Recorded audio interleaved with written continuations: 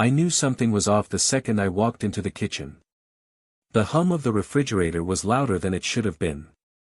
No music playing, no TV in the background. Just the sound of Laura washing dishes and me chopping vegetables on the counter. The kind of silence that wasn't peaceful, it was loaded.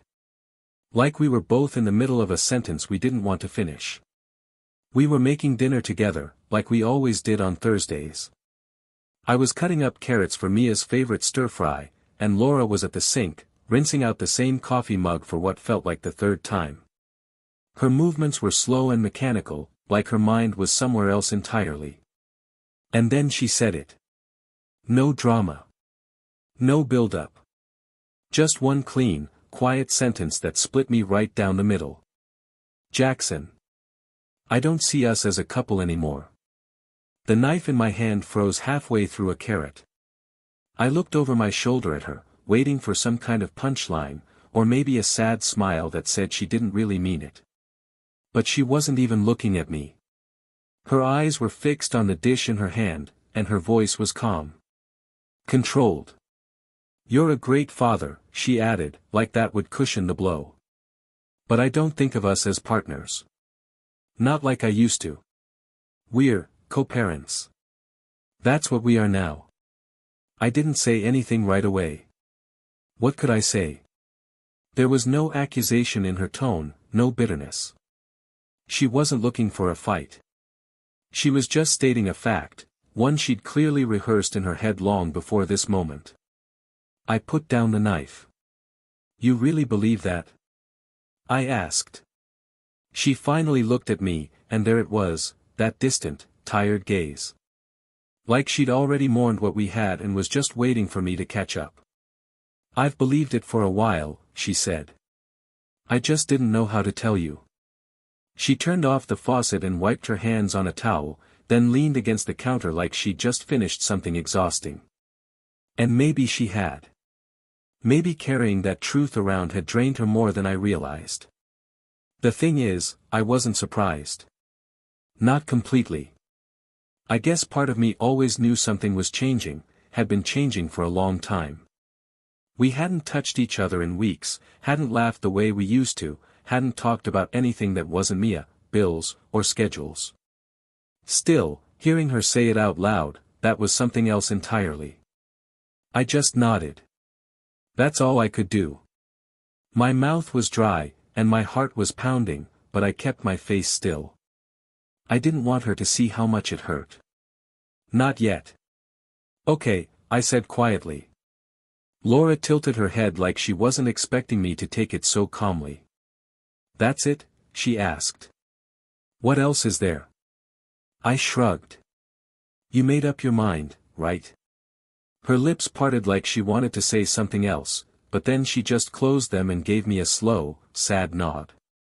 She left the room a minute later, and I stood there alone, staring at the cutting board. The half-sliced carrot. The stupid knife still in my hand. I must have stood there for 10 minutes without moving. Long enough for the water in the pot to start boiling over. Long enough for the weight of her words to settle into my bones. Co-parents. That's what I was now.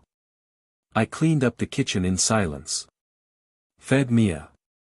Watched Laura from across the room as she helped her with homework like nothing had changed. But something had, something huge. And the scariest part was how normal she looked doing it all.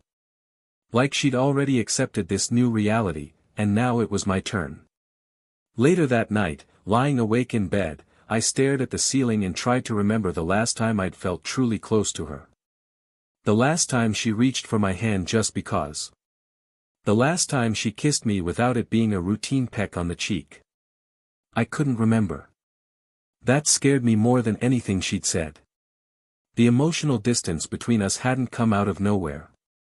It had crept in quietly, the way rust creeps into metal. Small flakes at first, barely noticeable. Then one day, you realize the whole thing's corroded and there's no fixing it. I think a part of me had been in denial. I'd blamed work stress, parenting, just being tired. I'd convinced myself that every couple goes through dry spells, rough patches. But this wasn't a patch. This was a canyon. And Laura had finally stopped pretending we could build a bridge across it. I didn't cry that night. I wanted to.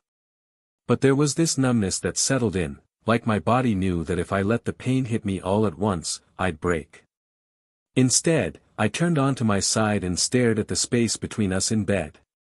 A space that used to be filled with warmth, with stolen moments and whispered jokes. Now it was just cold sheets and silence. And for the first time, I didn't reach for her. I didn't bring it up the next day. Not because I forgot, how could I? Her words were still echoing in my head every second. But I didn't see the point. Laura had spoken her truth, and the way she carried herself that morning told me she meant every word of it. No second guessing. No signs of regret. Just quiet certainty, like someone who'd already made peace with a decision long before they ever said it out loud. She moved around the kitchen with the same practiced grace as always, making coffee, packing Mia's lunch, asking if I could drop her off at school. But there was no eye contact. No kiss goodbye. Not even the half-hearted kind we'd been sharing for the past few months. Just, routine. I said sure, grabbed my keys, and walked Mia out to the car. She was talking about some art project she was excited to show the class, her voice full of energy and life. I nodded along, gave her the best smile I could manage, but my mind was miles away. My daughter's voice felt like the only real thing in my life right then. Everything else was fog. Later that afternoon, I sat in my car in the driveway for almost 10 minutes before going back inside. I wasn't ready to see her, Laura.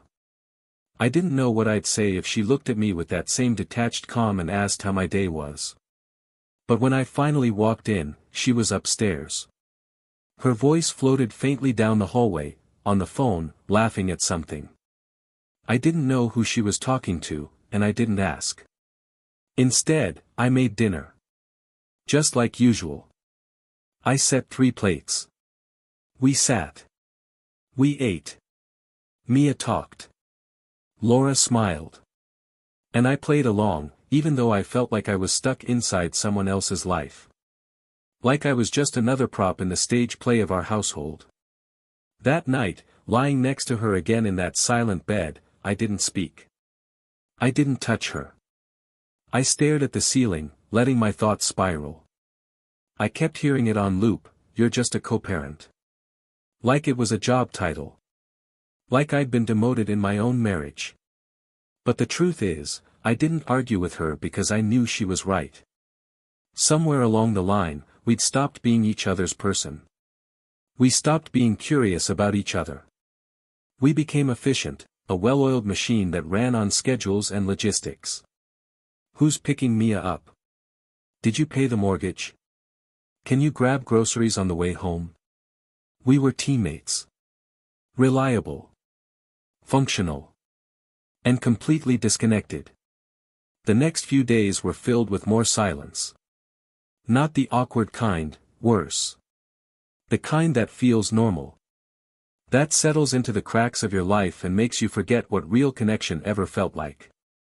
I stopped trying to make small talk with her. If she was in the kitchen, I stayed in the living room. If she sat at the dining table, I cleaned up in the background.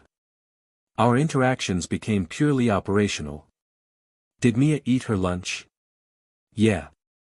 Her teacher emailed, something about a field trip form. I'll sign it. That was the extent of it. No, how are you? No inside jokes. No warmth. Just the business of raising a child and managing a household. I noticed I stopped looking at her face when I spoke. And she didn't seem to notice. Or maybe she did, and just didn't care. There were moments I wanted to break the silence. Moments where I felt like maybe, if I just said the right thing, I could shake her out of it. Get her to look at me again. Really look at me. But every time I tried to open my mouth, something inside me held back. Because what would I even say? Please love me again. Please stop seeing me like a roommate. No. I couldn't do that. I wouldn't beg for something that should have never been conditional in the first place. So I shifted. I started doing what she said, being just a co-parent. If I was cooking, I made sure Mia's plate was ready. If Laura asked for help with a school project, I helped. But I stopped making the effort beyond that. I stopped asking how her day was. I stopped checking if she wanted tea before bed. I stopped noticing when she looked tired or when she was wearing that perfume she used to wear just for me. She became someone I lived with. Nothing more. And I could tell she felt it. There was a morning, maybe 5 days after our kitchen conversation, where she hesitated at the bottom of the stairs. I was at the counter, making breakfast for Mia, and she stood there like she was about to say something. I didn't look up. Didn't ask what was on her mind. She left for work without a word. I don't know what she was expecting. Maybe she thought I'd fight for her. Maybe she thought I'd try to win her back or confront her about everything she said. But I didn't. And I think that's when it really started to sink in, for both of us. This wasn't a phase. This wasn't a dramatic argument that would blow over in a few days. This was our new normal. Two people living under the same roof, orbiting around the same child, but completely untethered from each other. And the scariest part? It didn't feel temporary anymore. Something in me shifted after that week. It wasn't dramatic. It wasn't even intentional at first. But it was real. I started pulling away, not out of spite, but because I needed to stop caring more than she did. That's what it had been for too long, me holding on while she slowly slipped away. Now I was just letting go. Little things changed first. When I made breakfast, I stopped pouring her coffee. That used to be a small ritual, hers always with oat milk, 2 teaspoons of sugar. I didn't forget how she liked it. I just stopped making it. She didn't mention it. Didn't pour mine either. I got up earlier. Took Mia to school without waiting for Laura. If she wanted to say goodbye, she could. If not, I didn't press it. The evenings were the clearest reflection of what we'd become. I'd help Mia with homework, clean up dinner, maybe throw in a load of laundry. Laura would either be upstairs with her laptop or scrolling on the couch, headphones in. Sometimes she'd say goodnight to Mia. Sometimes she'd forget. And I didn't remind her. There wasn't a blow-up fight. No shouting. No door slamming. Just a gradual slide into emotional isolation, and somehow, that hurt more. Because it was quiet. Subtle. Easy to explain away if you weren't paying attention. But I was paying attention now. I stopped checking in on her day. Stopped asking what she wanted from the store. If she needed something, she'd let me know. But I wasn't going to play the part of the attentive husband anymore. I wasn't her husband in the way that mattered. I was just someone she used to love. Now I was a co-manager of our kid's life. That's what she said she wanted. So I gave it to her. The weirdest part? She noticed. Not at first, but eventually. I could see it in the way she started watching me when she thought I wasn't looking, like she was trying to figure out what had changed, as if she hadn't lit the match that burned us down in the first place. One Saturday morning, I took Mia to a little science museum in the city, a place she'd been begging to go for weeks. I didn't tell Laura. We left early, grabbed donuts on the way, and spent the whole day just the two of us. Mia laughed so hard she snorted chocolate milk through her nose. I took 100 photos of her pressing buttons, running through exhibits, asking a million questions. It felt good. Not like a distraction, but like a reminder that I wasn't broken. That I still had something real in my life, even if my marriage had turned into a memory. When we got back, Laura was sitting on the front steps. Not angry. Not panicked. Just off. "Where were you?" she asked, standing as we got out of the car. "Science Museum," I said, helping Mia out of her seat. "She had a blast." "Oh." She paused, glancing down at Mia's hands full of brochures and souvenirs. "You didn't mention it." "I didn't think I had to." She didn't respond to that. Just nodded slowly, then helped Mia inside. I followed, feeling that tension start to crawl back into the air between us. Later that night, as I was putting laundry away, Laura hovered by the bedroom door. "You could have told me you were taking her," she said. I didn't look up. "You said we're co-parents, right?" "I handled my half of the weekend." That shut her up. She stood there for a second longer, then turned and walked away. I couldn't tell if she was upset, or just confused that I was no longer trying. The thing is, she used to have all the power. Emotional power. She'd pull away, and I'd chase. She'd grow cold, and I'd turn myself inside out trying to warm things back up. Not anymore. Now, the detachment was mutual. And I think that scared her. She started doing these little things, asking how my day was, lingering a second longer when I walked past her in the hallway, making small talk about shows we used to watch together. Nothing obvious. Just testing the waters. But I didn't bite. I answered her questions with short, polite replies. I didn't engage beyond what was necessary. I didn't ask her about work. Didn't bring up the past. I didn't even react when she wore the dress I once told her she looked beautiful in, the one that used to get me to cancel plans just to stay home with her. She wore it to make dinner one night. Just the two of us, since Mia was at a sleepover. I sat at the table, ate in silence, thanked her when it was done. That was it. Her expression said everything. She'd expected something. A comment. A compliment. Maybe a flicker of the old version of us. But I wasn't that guy anymore. I couldn't be. Because caring still hurt, and now I finally understood why she had stopped. It was easier not to feel anything at all. It was a Wednesday night, one of those middle of the week, nothing special kind of nights, when I finally knew. I was sitting on the couch after putting Mia to bed. The house was quiet, dim, the only light coming from the muted TV. Laura walked in from the kitchen holding her tea, paused like she was going to say something, then sat on the far end of the couch.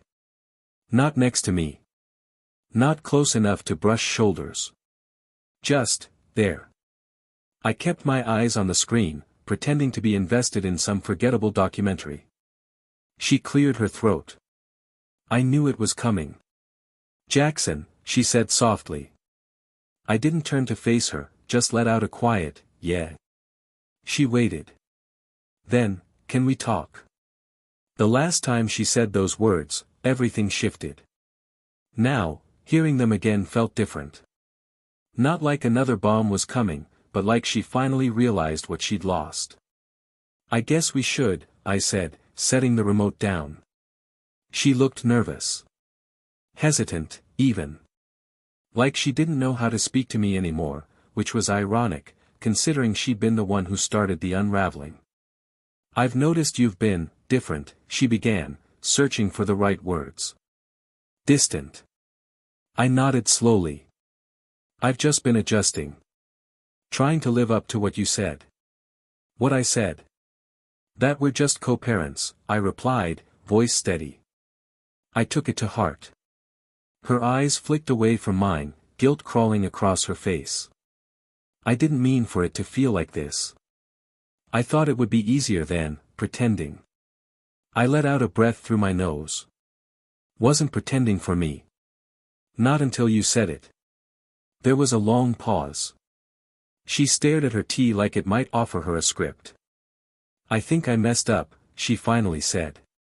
I didn't respond. Not right away. Because here's the thing, I'd spent years trying to protect something she'd already let die. And now, she was realizing that once I stopped trying, the whole thing went cold. Fast. "I thought you'd fight," she added quietly, like it physically hurt to admit. I looked at her then. Really looked at her. For the first time in weeks, maybe months. She looked tired. Smaller, somehow. Not the woman who used to fill up a room with her laugh. Not the woman I used to lie awake next to just to listen to her breathing. I did fight, Laura, I said. For years.